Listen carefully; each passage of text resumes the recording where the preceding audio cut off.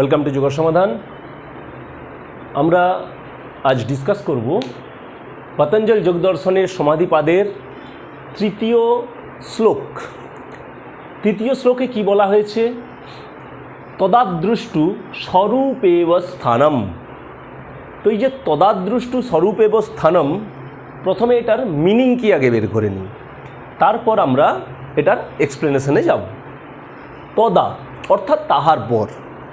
এখানে তদা বলতে তাহার পর, মানে আগের যে শ্লোক ছিল সেই শ্লোকটার সঙ্গে অ্যাটাচ করে বলছে যে তদা, অর্থাৎ এই শ্লোকের পর চিত্তবৃত্তি নিরোধ, তারপর বলছে তদা, অর্থাৎ চিত্তবৃত্তি নিরোধ হয়ে গেলে তারপর, তাহলে তাহার পর অর্থাৎ নিরোধ হওয়ার পর, অর্থাৎ চিত্তের বৃত্তিগুলো নিরোধ হয়ে গেলে তারপর কি করা যাবে না, দ্রষ্টু।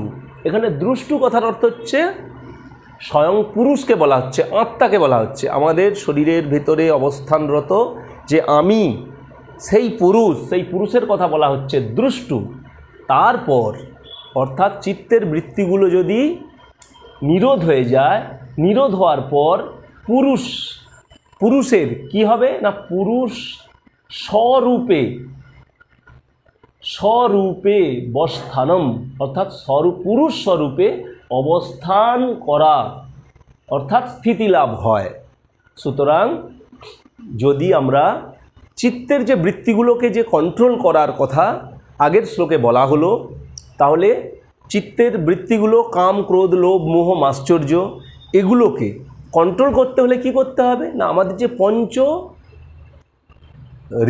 অর্থাৎ পঞ্চ ইন্দ্রিয় যে আছে, পঞ্চ ইন্দ্রিয়, তার দ্বারা ক্রিয়েট হয় পঞ্চ রিপু, কাম, ক্রোধ, লোভ, মোহ, মাশ্চর্য।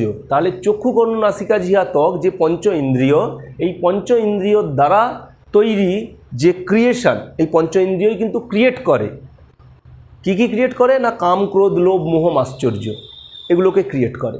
তাহলে সেইগুলোর থেকে যখন আমরা রহিত হব, অর্থাৎ আমাদের মধ্যে নিরোধ হয়ে যাব আমরা এগুলোর থেকে, সেই নিরোধ হওয়ার পর কি হবে না, তখন দ্রষ্টু আমাদের অবস্থান কোথায় হবে, কোন স্বরূপে অবস্থান হবে না, পুরুষের স্বরূপে অবস্থান হবে।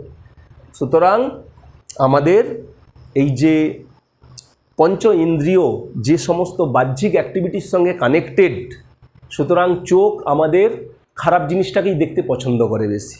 আবার আমাদের নাক আমাদের ননভেজ খাবার দাবারের যে টেস্ট বা বাইরের যে ফাস্টফুড, জাঙ্ক ফুড, এই খারাপ জিনিসগুলোকে পছন্দ করে বেশি। ঠিক একইভাবে এই কান, জিভ, আমাদের স্কিন, এগুলো সব কিন্তু খারাপ জিনিসকে দ্বারা অ্যাট্রাক্ট হয় বেশি।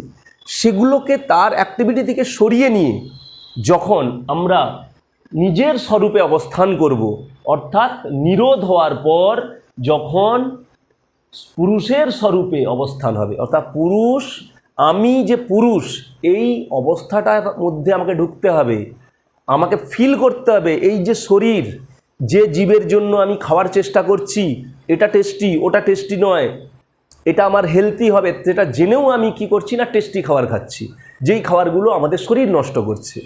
অতএব এই যে জীবের আনকন্ট্রোল, প্রত্যেকটা অঙ্গেরই আনকন্ট্রোল আছে আমাদের, সেই কন্ট্রোলটা হচ্ছে গিয়ে কখন আসবে, যখন বুঝবো যে এই চক্ষু, কর্ণ, নাসিকা, জিহ্বা, ত্বক এগুলো শুধুমাত্র কানেক্টেড টু বডি।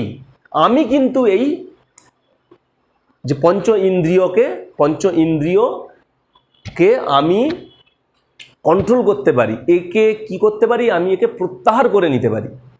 সুতরাং আমি একে নিরোধ করতে পারি। তো একে নিরোধ করে আমি পুরুষের স্বরূপে অবস্থান করতে পারি। যদি আমি পুরুষের স্বরূপে অবস্থান করি, অর্থাৎ আমি যদি নিজেকে ফিল করি যে এই শরীর আমার নয়, আমি আত্মা বা পুরুষ, তখনই একমাত্র এই সমস্ত পঞ্চ ইন্দ্রিয়ের যে বাহ্যিক যে অ্যাক্টিভিটি, সেগুলো রহিত হওয়া সম্ভব। তো আমরা পতঞ্জল যোগ দর্শনের যে সমাধিপাদের তৃতীয় শ্লোক আমরা এখানেই শেষ করলাম। আমরা নেক্সট 4 নম্বর শ্লোক ডিসকাস করব পরের ভিডিওতে। তো আপনারা নেক্সট ভিডিও ফলো করুন। Thank you.